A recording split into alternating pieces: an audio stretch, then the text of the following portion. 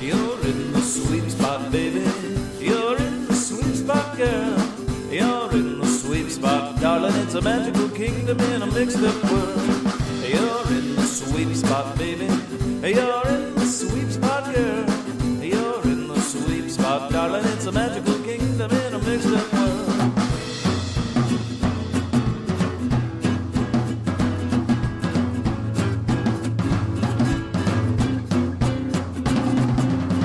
You're in the sweet spot, baby. You're in the sweet spot, girl. You're in the sweet spot, darling. It's a magical kingdom in a mixed up world. It's a magical kingdom in a mixed up world. It's a magical kingdom in a mixed up world. Welcome to the Sweet Spot Podcast. My name is Lynn, your host, and Ken is my co-host. Ken, what's going on? Oh, Lynn, it is going. It is going. I am so happy to be here and looking forward to this episode of The Sweep Spot. This is episode 377. 377. Lynn, that's unbelievable. That's hard. That is so hard to believe. And that's a lot. So good going, Lynn. Oh, good going to you. Ken and I are both former Disneyland Custodial cast members, and we host the #1 Disneyland podcast hosted by two former Disneyland custodians. #1.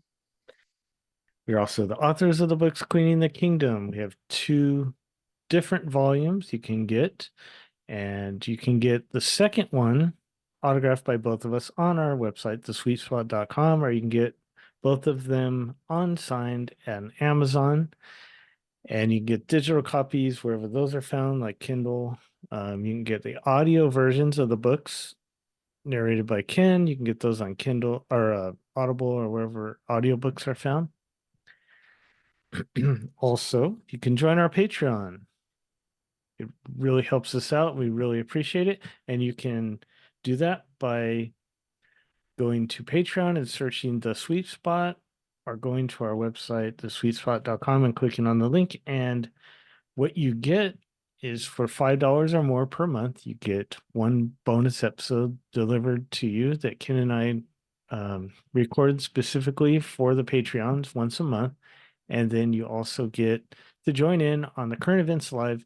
As we do that, we record it live with you in the chat room, and you get to leave comments as we discuss different topics and chat amongst yourselves in the chat room.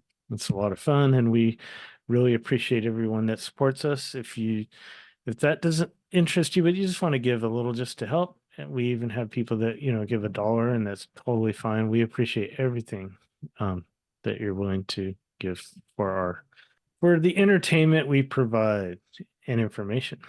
So, Ken. Yes. Who's our guest tonight? Well, we are welcoming back author Seth Kubersky. And Seth is an author of the Unofficial Guide to Disneyland. But they also have the unofficial guides also include, Walt Disney World, Universal properties, Las Vegas, and even Washington, D.C. So, Wow. Talk about scary places, Washington, D.C. But no, thrill rides, you can get all kinds of thrill rides in Washington, D.C.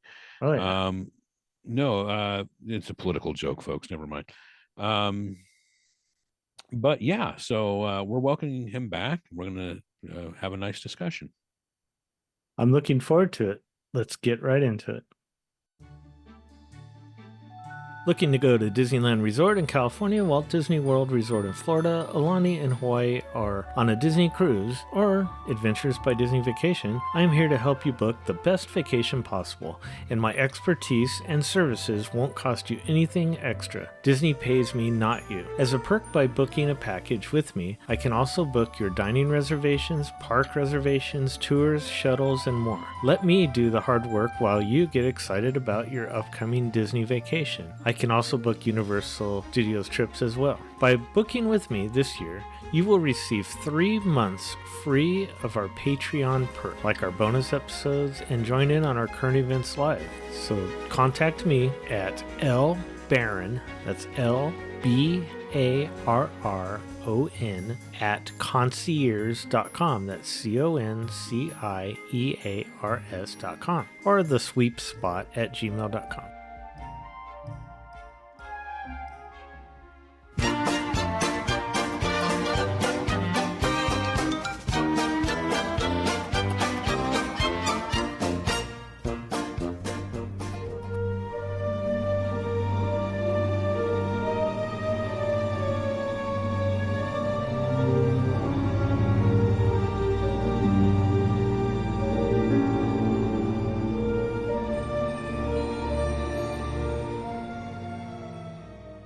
For our main topic, we're going to welcome back someone that we had on, been a while. It's probably been 4 or 5 years, and that is Seth Kubersky, and he is an author for the Unofficial Guide that I'm holding here.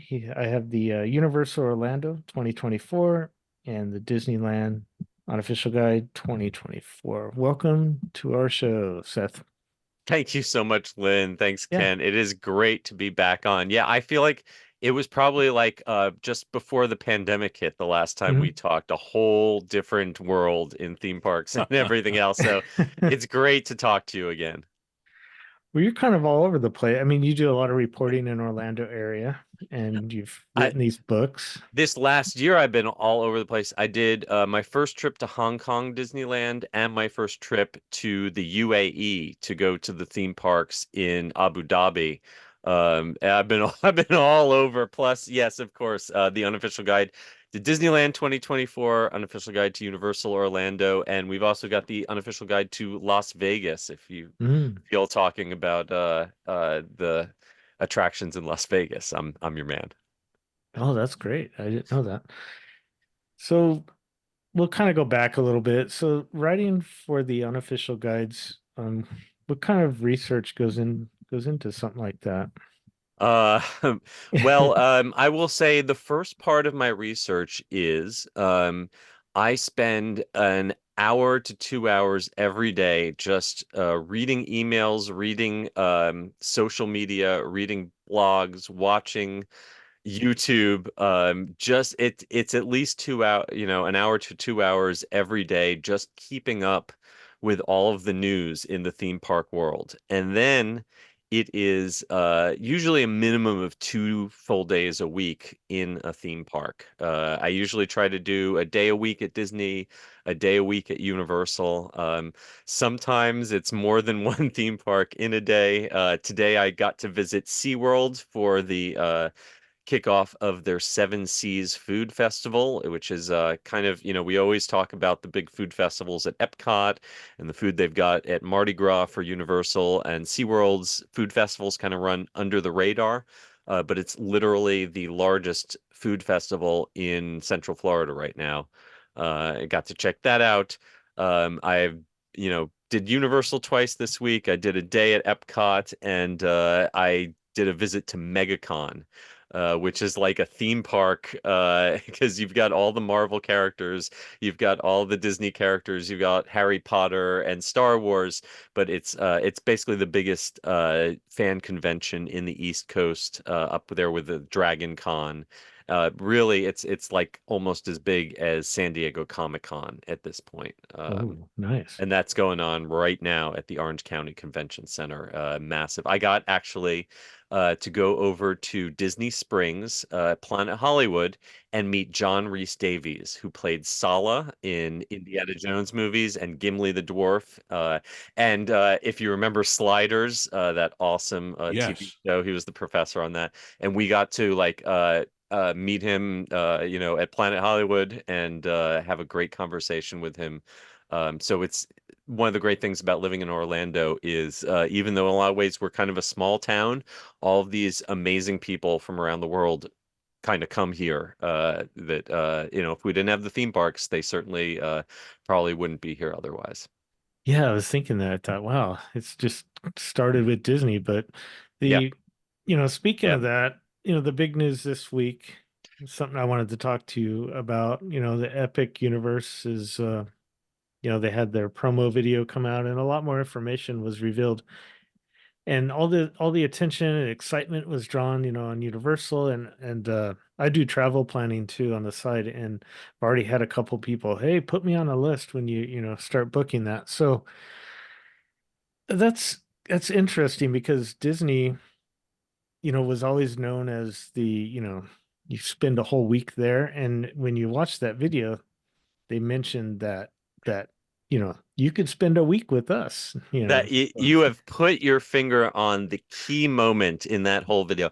That Right. video that Universal released, which those of us who are into theme parks, who are obsessive about following all the developments and all of the rumors, I have to give a tip of the hat to my colleague Alicia Stella from Orlando Park Stop. Who is our collaborator with us. She had input on the unofficial guide to 2024.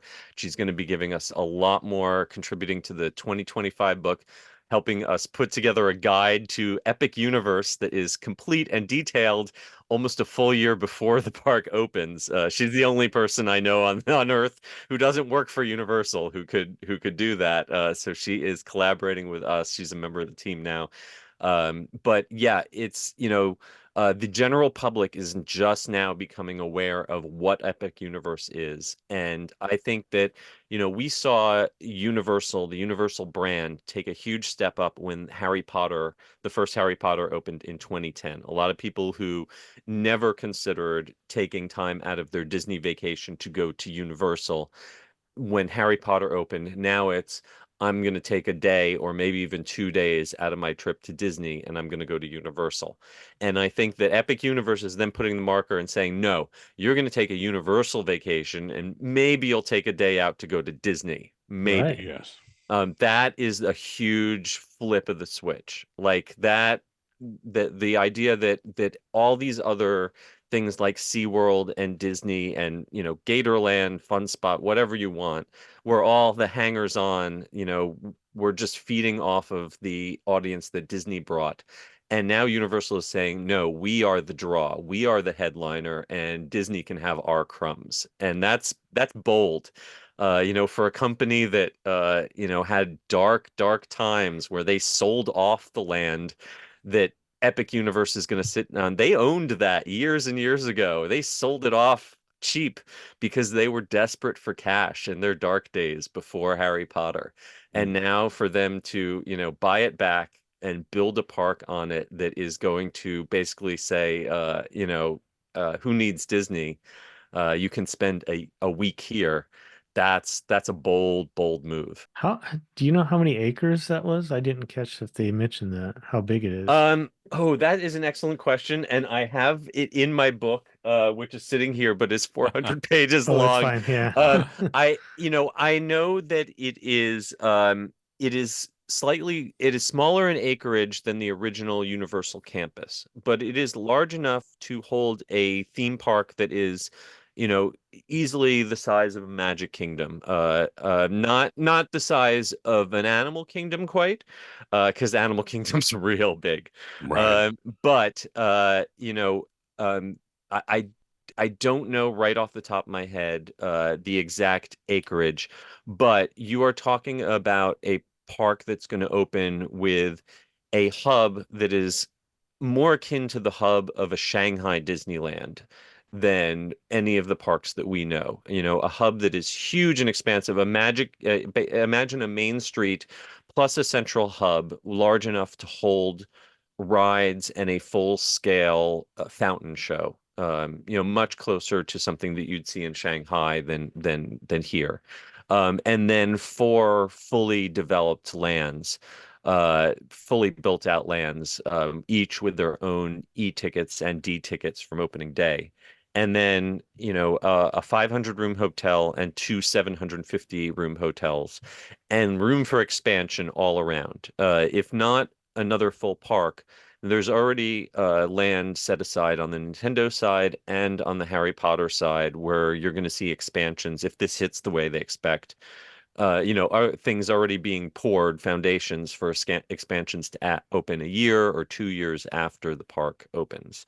So this is, um, when you put together the number of attractions that you will have at Universal Studios Florida, Islands of Adventure, and Epic Universe, the content, the quantity of content is going to match up pretty pretty well with the four parks that you've got at Disney, I think.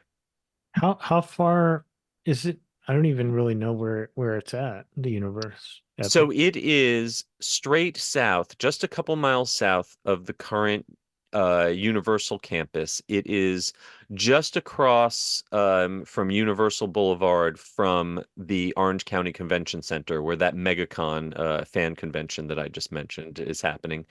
And it is, geographically speaking, perfectly aligned.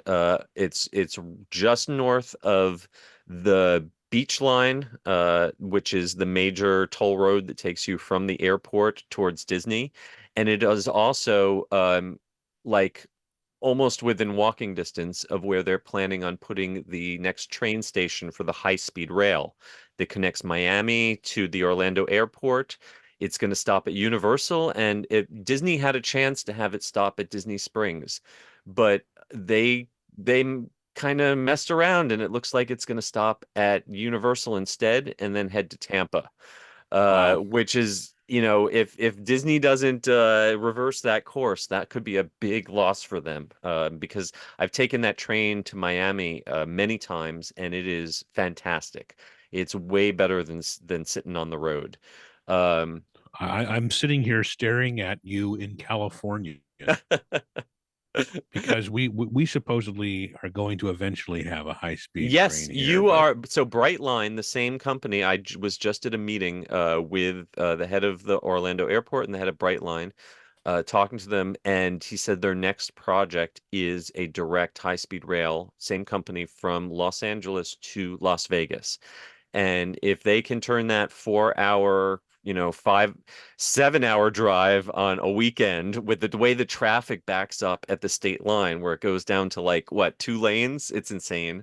If you can replace that with a high-speed rail that'll get you there in 2 hours and you can drink the whole way on the train, it's you know what? Yeah. Yeah, that's gonna be a big hit. And so yes, if we get the infrastructure that we are looking at, they have already they are building a direct bus lane that will go dedicated bus lane straight down the middle of Kirkman Road that will go straight from the old Universal campus parking garage straight to the gate of the new park. And those are going to run Universal electric buses that are it's going to be faster to get from the old Universal to the new Universal than it is to get from Magic Kingdom to Epcot. wow. That's great. Yeah. Yeah. I think what's exciting is we want to see how Disney's going to respond to this, Well, they are responding with blue sky teases. They're responding by saying, "Just hold on, we're going to turn dinosaur into Indiana Jones. Yeah, We're going to put Encanto here. We're going to put Coco over there. We're finally going to build that Villains Mountain that Jim Hill was talking about 20 years ago out behind Frontierland. I mean, I'll believe it when I see the bulldozers moving. Right. Nothing's concrete except for, The well, it thing used to be Splash Mountain, but that's not concrete anymore. That's being changed. It, But yeah. the difference for me between Universal and Disney has always been Disney will show you a concept art and another piece of concept art and a third piece of concept art, and 5 years later you'll finally ride it. Meanwhile, Universal's got the bulldozers going, they're putting up steel, they're building tracks, and then they say, "What? No, it's a churro stand. Really, we're not building anything at all. Pay no attention to the man behind the curtain." I can remember being at the grand opening for Despicable Me Minion Mayhem at Universal Orlando that replaced the old Jimmy Neutron ride. And at the same time that they opened Despicable Me, with uh, practically the same day, they tore down the old Hercules and Xena, originally Murder, She Wrote, to build Transformers the Ride, because for tax purposes, they had to build that thing in like 364 days. Wow. And I can remember being at the grand opening of of Despicable Me and filming Mike West, one of their Universal creators, lead designers at the time, interviewing him about Despicable Me, with the Transformers building literally or the old, what was before the Transformers building, literally being demolished behind him, like heavy construction going on behind him, and asking, so what's that going on right behind you? And being like, I don't know what you're talking about. We're not doing anything. So, Wow. Disney will tease you. They will show you gorgeous pictures of what, this big elevated platform that they're going to build behind Spaceship Earth and the Mary Poppins ride and all this stuff Oh yeah. that, and if you're lucky, those of us who remember Dick Tracy's Crime Stoppers and Time Mhm. Racers and all of the other things that never happened. Universal, by the time that they admit they're doing something, it's already half done. So, having seen, how quickly Universal has moved ahead with this, Disney's got to respond with something a little more than a rethemed Splash Mountain and new songs for the Country Bears. Yeah. I mean, Well, what if they, stay with me here. I'm What staying with if it. they turned all the Jungle Cruise animals into various Disney characters? So there. More IP. That will solve. More IP will always solve everything. And it is it. I mean, on the topic of IP, it is kind of interesting the way the new park at Universal, almost very similar to what they do with Halloween Horror Nights. Halloween Horror Nights, you get 10 haunted houses every year. Mhm. 5 of them are always IPs, a couple owned by Universal, and then usually a couple owned by some third party that they license out. And then you get the other half is like either their internal stuff or just like original stuff that they've created. And they've done something kind of similar with Epic Universe. You've got this celestial park that's the hub, the kind of central theme, which is a Mhm. totally original idea. You've got How to Train Your Dragon, which is DreamWorks, which is related to Steven Spielberg. It's sort of Universal adjacent. You've got Harry Potter, which is Warner Brothers, but it's now very identified with the Universal brand. You've got Super Nintendo, which is its own huge brand, Oh yeah. and it's way bigger than Universal. Mario is probably one of the 2 or 3 biggest character franchises in the globe, most like globally recognized. But then you've got them going all in with the Universal Classic Monsters, Oh which is yeah. their own kind of homegrown thing. Yeah. So I think the days where we would open a theme park that's like things like Jungle Cruise and Pirates and Haunted Mansion that don't have IPs or movies associated with them, like I'm kind of nostalgic for that, but I don't Mhm. think that you can expect that a company is going to invest millions of dollars into something and not have some sort of proven emotional connection to the characters, like you have with the themes that they've chosen for Epic. Right. Wow. It's very It's interesting. going to be exciting 2025 for Well, sure. it's And kind of like for the content creators, it's basically, choose your, choose your venue. Mm, You Mhm. know, if you don't operate your own themed entertainment venue, then you've got to pick, where is my stuff going to end up? mm. Walt Disney World or Universal or SeaWorld or, um, because like you pointed out, Harry Potter for Warner Brothers and things like that. And, Hmm. um, there's other content creators out there, Sony, which, they have movies, um, Paramount was involved in Yeah, theme parks for a while, but Paramount was in the theme park game and then got out of it. And we've here there are certain brands that don't have a strong theme park presence anywhere. Mhm. And I have a sneaking suspicion that some of them that you might see coming in the next half decade or so. I would keep an eye on Universal's development in Great Britain. They've bought a big plot of land at a not right in London, but at a great spot with great road access outside of London. And you know, I think that some brands that people have talking for many, many years, like Lord of the Rings or Yeah. James Bond, there's only a few low-hanging fruit. If you look at the list of the like, top 50 grossing franchises in film history, there's only a few of them that don't have really good theme park representation. I personally, my white whale from Moby Mhm. Dick terms of theme parks. I think the best theme park attraction ever built not inside a theme park was the Star Trek experience at the Hilton in Vegas. Oh yes. And if someone, I think in a lot of ways that experience was like Rise of the Resistance 20 years before Rise of the Resistance. Yeah. And if someone could come along and do an entire Star Trek theme park or land on that kind of level of quality, that they'd have my money, whichever, whether that was Disney or Universal.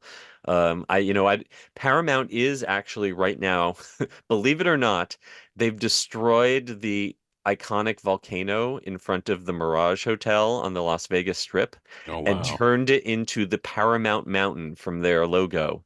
And they're turning it into the Paramount Global Village, where they're going to have interactive experiences based on different Paramount franchises. We don't know exactly what's going on in there, Wow.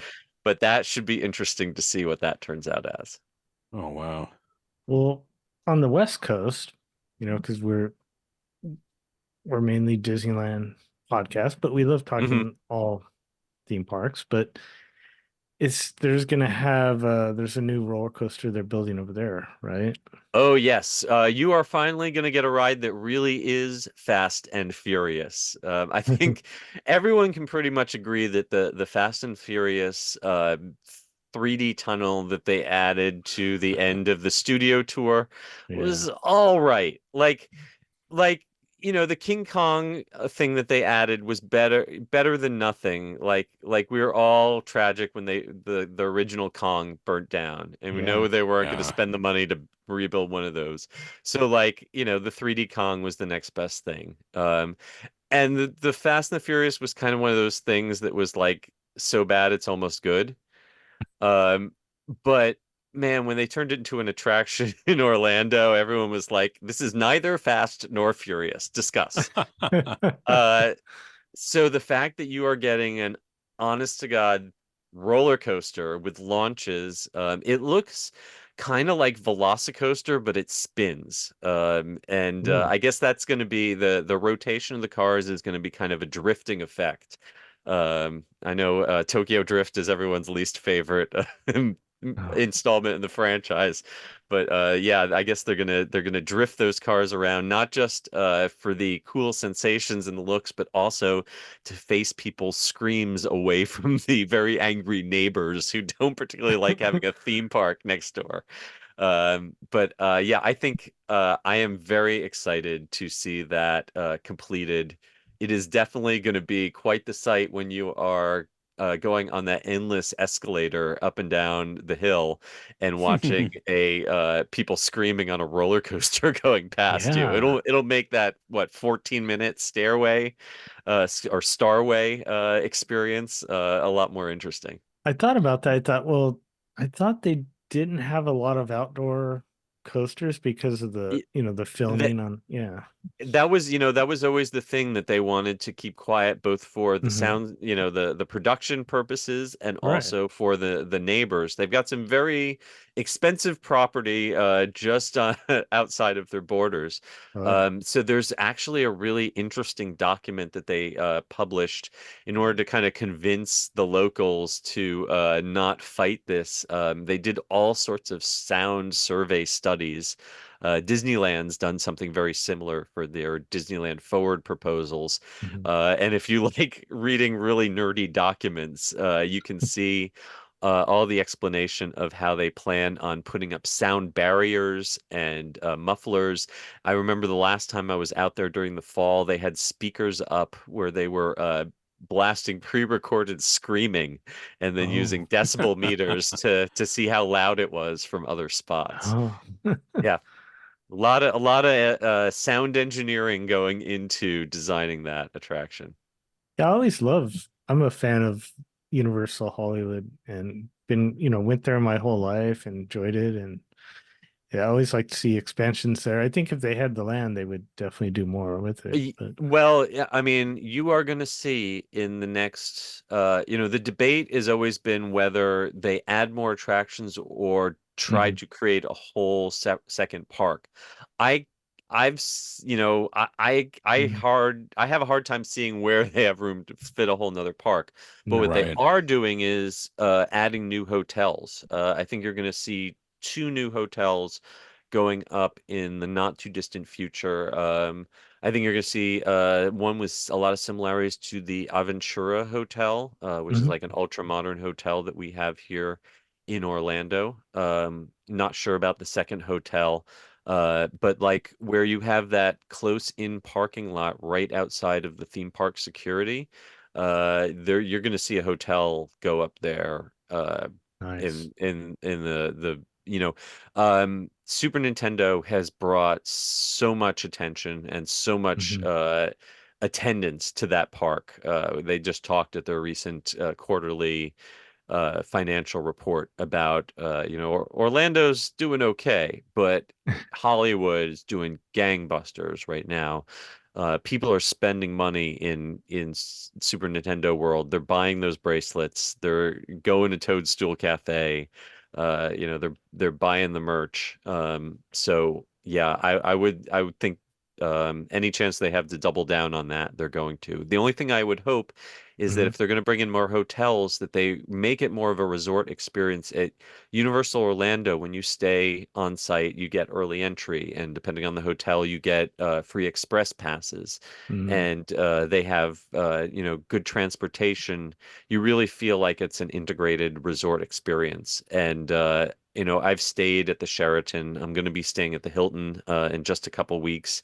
And it just sort of seems like a hotel that happens to be near Universal, Mhm. not necessarily a Universal hotel. And I Right. hope that changes if they want to really become a resort.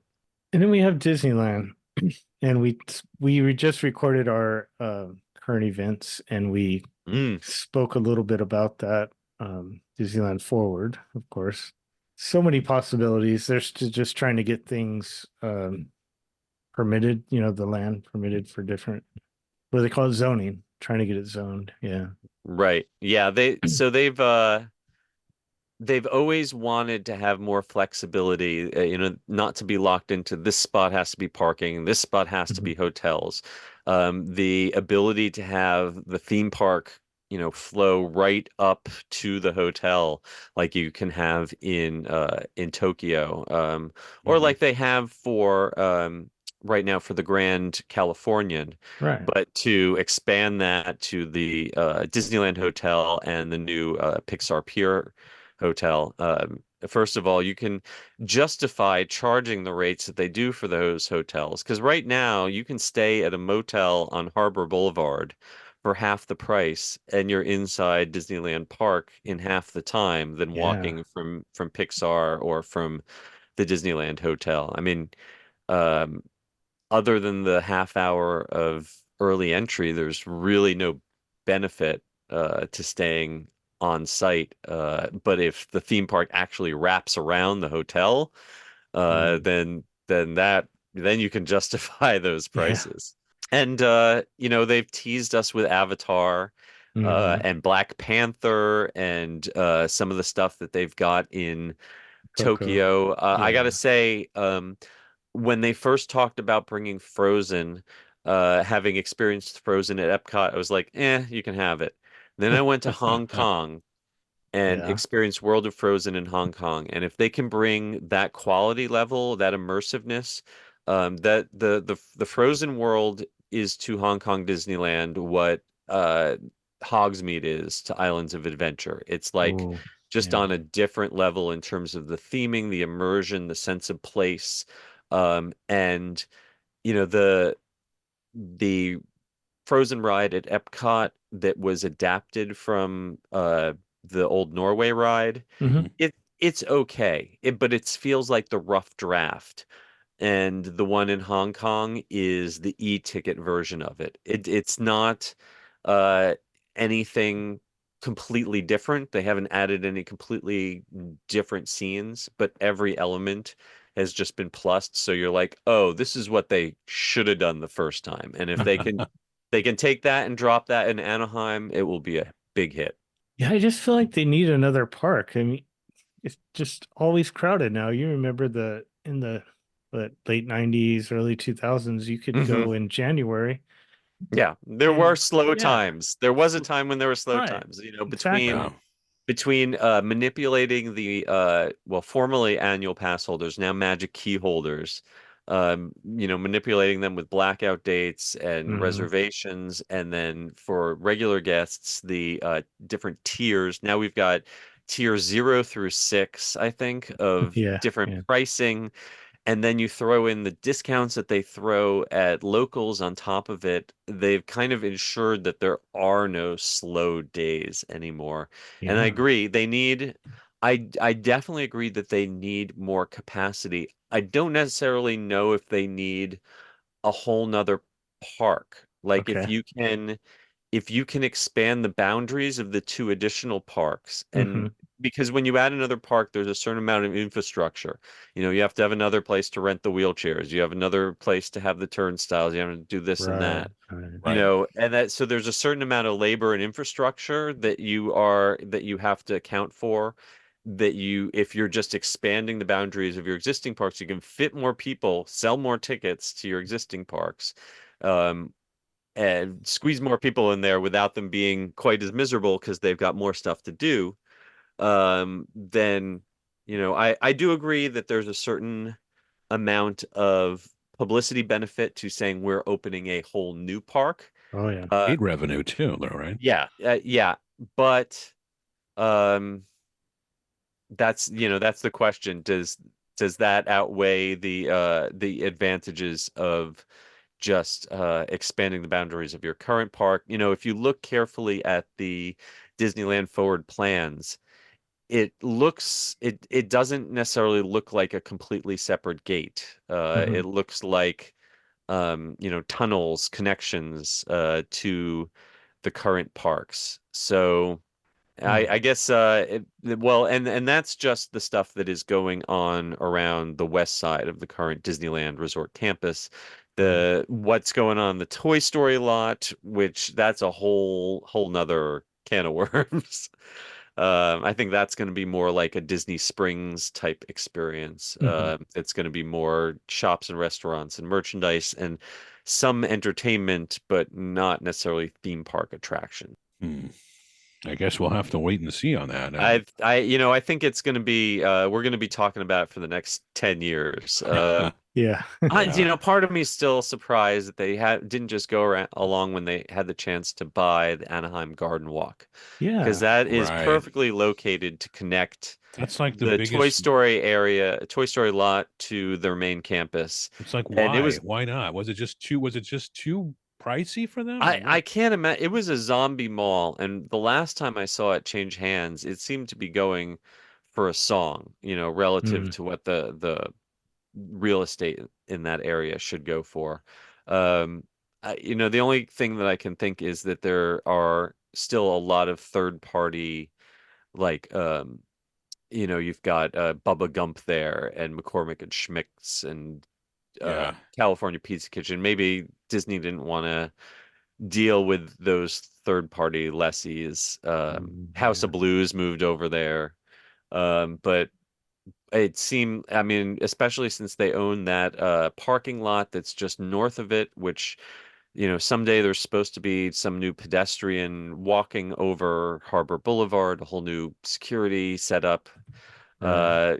Buying Garden Walk always seemed to make sense to me, but doesn't look like it. Yeah. Well, Yeah. when you talk about, I mean, East Coast and West Coast, with the expansion of Universal on the East Coast, you're getting to the point, like if you're going to go for a week, Most likely your base is going to be focusing on Walt Disney World, and you throw in, SeaWorld and Universal. But you get to the point where Universal can, like we started out saying, Universal can do that where, hey, you stay with us for the week and maybe you go to some of the other places, or and come back next. I mean, if you feel like you want to see it all, then come back next year or whatever. But on the West Coast, you've got Disneyland Resort with, California Adventure, Disneyland Park. There's Knott's. If I had my way, Knott's would get the Buena Park Mall that's directly east of its property, and it would expand, but Yeah. but then you have Universal, which you were talking about. Universal didn't start out with the intention of being a theme park. It's a working movie studio. Sure. So now you have it, it's on a hill. You do need that long escalator ride. But there's nowhere for it to really, they can't really add another park. And then of course there's Magic Mountain up in the boonies of the county, which, if the merger goes through, is going to be owned by the same company as Knott's. Yeah. Yeah, So, that should but be interesting when none of those. I mean, Disney. You could kind of make the better part of a week out of Disney as it currently is. If they do expand, then yeah, you're going to be up to close to a week. well, I think the big difference is that all the places on the West Coast that you mentioned are in Los Angeles, which, even if it didn't have any theme parks, would be a fantastic tourist city. You have the studio. I've done a studio tour at Paramount. Warner Brothers has a great studio tour. You've got amazing museums like LACMA, and the Getty. I'm going to be going to see the Luna Luna exhibit, which is like a theme park created by artists like Basquiat and Keith Haring. LA's got a lot of great culture, a lot of great tourist attractions. It doesn't necessarily need another theme park. If you took all of the theme parks out of Orlando, I'm sorry. We have great theater and all that, but none of it would really Yeah. exist here if the theme parks weren't here Yeah. first. So, for us, we are overly dependent on theme park as an industry, as a tax base. It's not a great thing to build your economy on, because you end up with a lot of people working minimum wage jobs and trying to find an apartment where, a one-bedroom apartment runs $2,000 a month now. Wow. And whereas in Los Angeles, you have people who are working entry-level jobs at the theme parks who are making $20+ an hour. They're making significantly more doing the same work in a Los Angeles area theme park than they would be doing in an Orlando area theme park. Granted, you have a state income tax that we don't. In some ways, your costs of living are higher, but honestly, like, Orlando used to be a cheap place to live. It's not anymore. A lot of the Yeah. advantages that Florida used to have over California have eroded, especially with recent inflation. I know inflation is really terrible in California, but I think that also the, like, general standard living and basic pay for, frontline jobs is also higher in California. So. Yeah, it's definitely, competition is good. Yeah. We come out ahead with that because we benefit from it. But Right. Seth, anything else going on you want to promote or? No, I mean, we are always working on the guides. The book comes out at the end of each year so that it's out fresh at the beginning of the year. But then all through the year, we're on our social media platforms and on the unofficialguides.com. I'm just going to be putting up in the next day or so the February updates for both the Disneyland books and Universal Orlando books, because it's tough keeping track, keeping on top of all of this stuff. But it's a moving target, and I would love to come back in the future and talk more with you guys about it. Well, and which books are these? Well, the Unofficial Guide to Disneyland 2024, the unofficial guide to Universal Orlando 2024, and I also contribute to the unofficial guide to Walt Disney World, unofficial guide to Las Vegas, and we have an unofficial guide to the Disney Cruise Line. And you can find all of them at your local bookstore if you still happen to have a local bookstore. Yeah. Or just head to theunofficialguides.com and we will ship it right out to you. I have to say that unofficial guides are usually better, well, especially from you. I'm saying this. The unofficial guides are going to be better than the official stuff, because the unofficial guides are going to tell you things the official stuff won't tell you. I mean, we do declare right up front, we are independent. If something sucks, we will tell you it sucks. We don't need to make anyone because a lot of people who are content creators or theme park social media folks, they're really dependent on staying in the park's good graces because they need those invitations. They need those, to go to those influencer parties or whatever so they can get their content. And we buy our tickets to go into the park, and we, pay for the foods so we can tell you it sucks without being afraid of incurring the wrath of someone from publicity. So Right. Well, we're big fans and we appreciate everything you do. And thank you so much for coming on.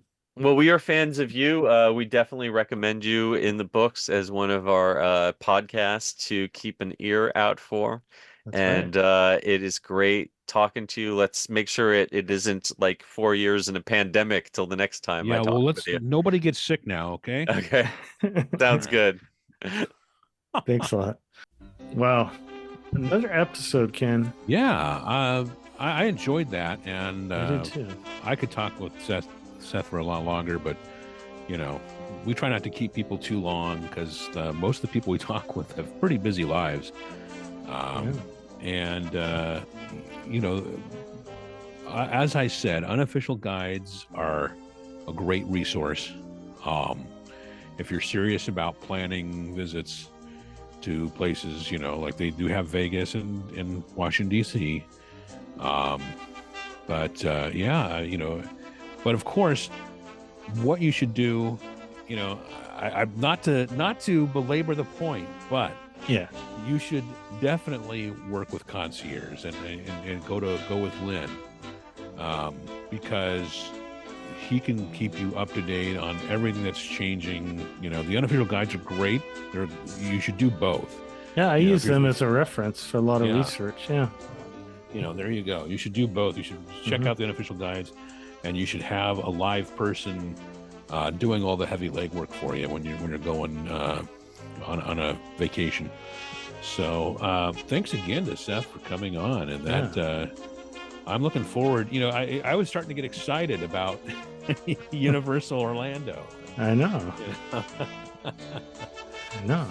It's great to have that competition, and I'm glad that he came on also because he mentioned that we are mentioned. There's only a couple, maybe 3 or 4 podcasts mentioned in the Disneyland Unofficial Guide, and we've been mentioned in that book several years now. So, well, that is the biggest sign that it is a quality guide. Or it's going downhill. If I humbly say so, No. I hope we don't bring it down, but yeah. No. No, that's I love opening up my copy and going, look, there we are. Yeah, I went to Barnes and Noble a few weeks ago, and yeah, we have one here still. And I went in there and I looked for it, and I was like, hey, Aaron, look. She goes, I know you showed me the one at home. I said, yeah, but we're in public. It's in the store. It's in Barnes and Noble. Yeah. So funny. Well, yeah, thanks again, Seth. That was great. So I wanted to move right in. We always say we'll read a review if you leave one, and someone did, so I'm going to read it. This is from Apple Podcasts on my iPhone here. And of course, it always cuts off the title, Best Jingle Ever. So I love that. Dot dot dot. January 26, 2024. 5 stars from Ortsack66. Some of these usernames are unique. Okay, here we go. The Sweet Spot is one of the first Disneyland-centric podcasts I found when planning trips. So delightful. I appreciate Lynn's and Ken's decades of knowledge, experience, and expertise. Every episode is a must listen. Wow. Thank you so much. Thank you so much. We appreciate that. That's going to help people find the podcast, and it's always great when we get a nice review, and I'm glad our efforts haven't gone unnoticed, and we just hope that we bring some enjoyment to your commute or whatever it is you're doing when you're listening to us. Working out, sticking yourself with pins and needles. I don't know, but yeah. So thank you. Yes, thank you so much. We really appreciate it. And leave those reviews. They really do help. And thank you. Yeah. I want to remind people that, we do alternate. Every week we have new content coming out. And of course, this was a main topic episode. The next episode to come out will be current events. We'll recap, what's been happening at the Disneyland Resort. So, we have a mix here. We have what's happening now, and what's happened before, and even what's happening in the future. That's right. Thank you for listening. Talk to you next time.